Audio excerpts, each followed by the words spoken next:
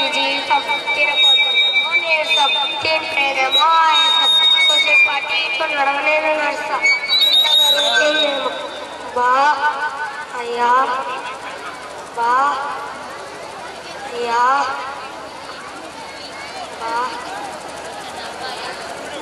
బా బా బా చాలే, నడిచి నడిచి కాలు కూడా వస్తున్నాయి, వెళ్ళి పనుకుందాం.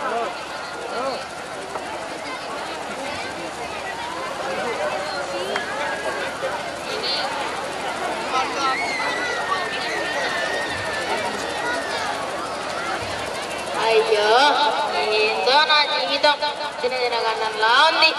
అప్పట్లో నేను 100 సంవత్సరాలు ఆకుండా పనిచేసేవాడిని. ఇప్పుడు 2 సంవత్సరాలు చిన్నపిల్లల నుంచి 80,000 ముసలాళ్ళ వరకు నేను ఎప్పుడు అయిపోతానో తెలియని పరిస్థితి. ఈ మనుషులందరూ రోడ్డు మీద కనిపించే చెత్త చెదారం అంతా తిని నోటి ద్వారా నాలో వేయడం వల్ల నా మీద భారం పడుతుంది. నువ్వు నన్నంటున్నావేంటి? ఆ బాధ ఏంటో నాకు తెలుసు. మనుషులు రోడ్డు మీద కనపడే చెత్త చెదారం అంతా తింటూ నోటి ద్వారా నాలో వేస్తున్నారు. దానికి నేను మాత్రం ఏం చేస్తా? అది మాత్రం అరుగుతుందా? ఆ బాబు నువ్వేంటి అనుకుంటున్నావు? ఈ జనాలు కళ్ళతో చూసిందల్లా కావాలంటూ తింటున్నారు. అందుకు నేను మాత్రం ఏం చేయగలను?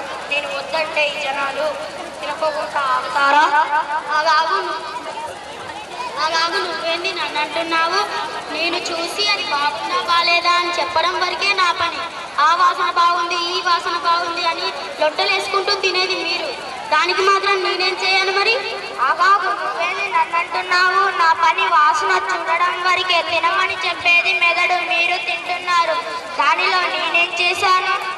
ఓసోసి ఇది భలేగుందే, ఉరుము ఉరిమి మంగళం మీద పడ్డట్టు అందరూ నన్నంటారేంటి? పూర్వకాలంలో మనుషులు టైం ప్రకారం తినేవారు. ఇప్పుడు 8 గంటల వరకు పడుకోవడం, 2 గంటలకు తినడం, 10 గంటలకు ఫోన్లు చూస్తూ టీవీలు చూస్తూ అన్నం ఎంత తింటున్నామో కూడా తెలియడం లేదు. నాకు ఆకలిస్తుందని నేను తినమని చెప్తాను. అది బాగుందా బాలేదని చూసుకోకుండా రోడ్ల మీద దొరికే పానీపూరీలు, పిజ్జాలు, బర్గర్లు, కూల్ డ్రింక్లు కావాలంటారు. నన్నేం చేయమంటారు? ఆగండి, మనలో మనం కొట్టుకోవడం కాదు, దీనికి కారణం మనుషులు. మన గురించి ఆలోచించకుండా రోడ్డు మీద ఏది కనిపిస్తే అది తినడం వల్ల మన పరిస్థితి ఇలా ఉంది.